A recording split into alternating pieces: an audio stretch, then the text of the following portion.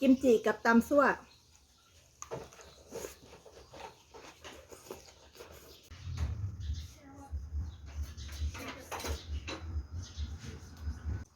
สวัสดีค่ะกินกับปลาเล็กค่ะเมนูวันนี้นะคะตำซั่วค่ะ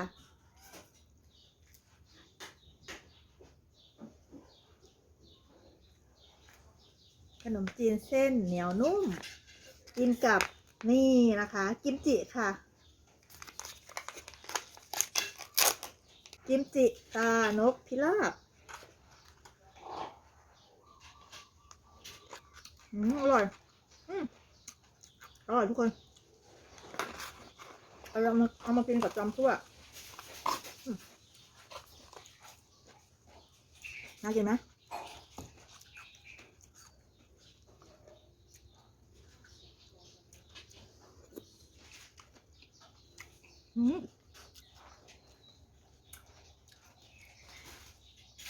อร่อยมาก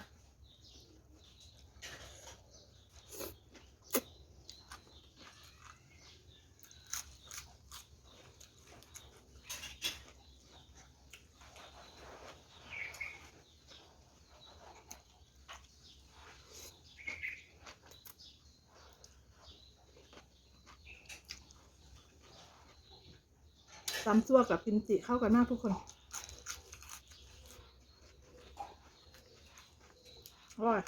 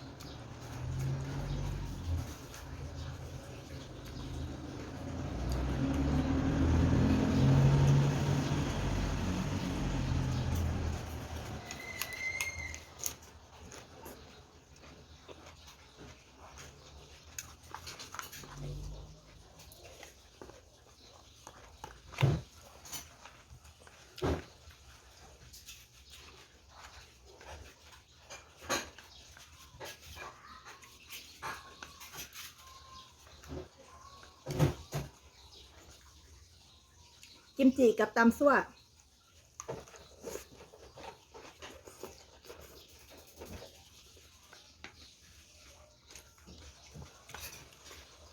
ครับ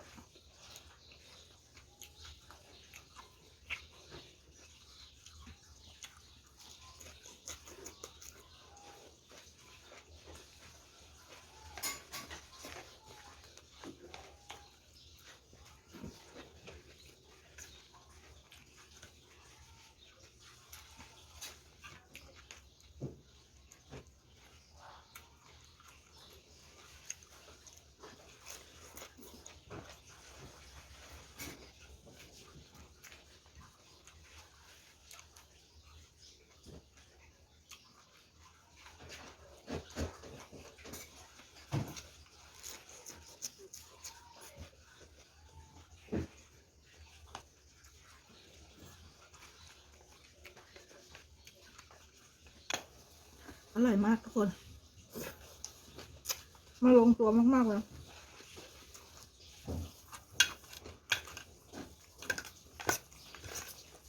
ปูนาไว้กินที่หลังแข็ง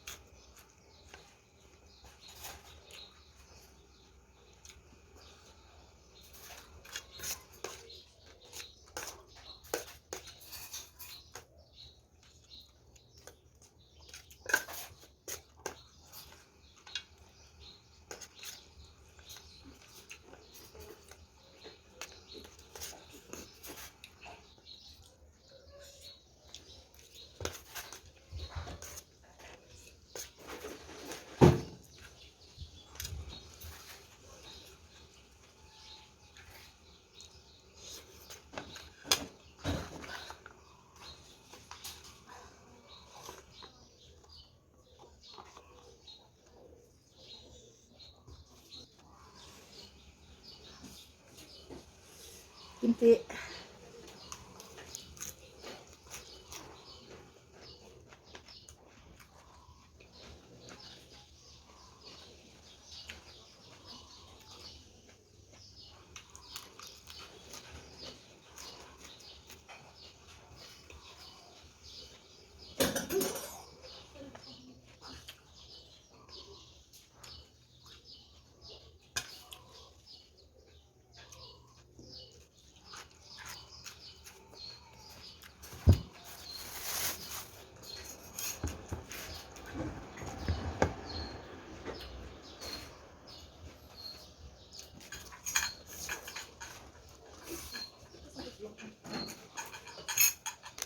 มีคนกลัวกล้อง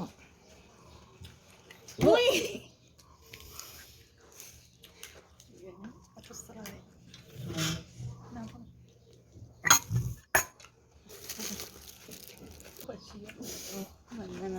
ไม่เหมือนได้ไงคนละแนวเลย โอ้ก็มันเป็นใบตองเหมือนกันนะคะ มันไม่ต้อง ขนมเทียนมันทำเป็นสามเหลี่ยม ขนมเทียนมา3 เหลี่ยมแต่อันนี้มันไม่ใช่ หมดแล้วเบอร์โอ้เท้านี้ใส่น่าจะ